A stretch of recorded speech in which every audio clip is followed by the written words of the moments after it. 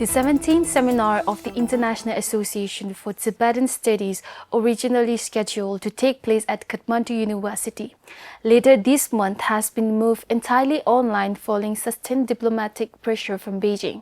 According to conference conveners, the directive was delivered orally on August 3rd by Chief Secretary Govinda Bahadur Karki and Foreign Secretary Armit Bahadur Rai to university leadership, including Professor Sagar Raj Sharma. Organizers state they have received no written explanation or formal executive order. The move highlights how an entirely apolitical scholarly event has been dragged into the geopolitical arena.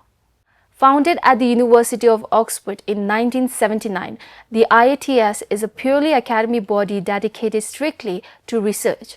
Its upcoming seminar was organized to host over 700 scholars from 39 countries, including a delegation of around 100 researchers from mainland China to discuss Tibetan history, language, culture, art, philosophy, and religion.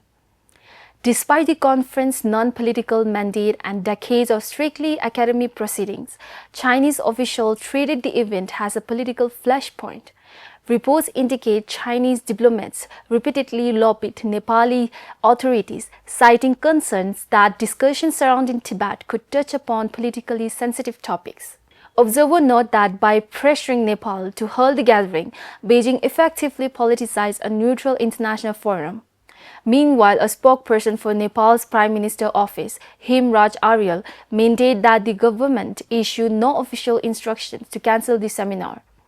Following an emergency meeting on August 7th, the IATS board resolved to step in as direct convener, taking the full academic program online so that registered scholars worldwide can present their research virtually.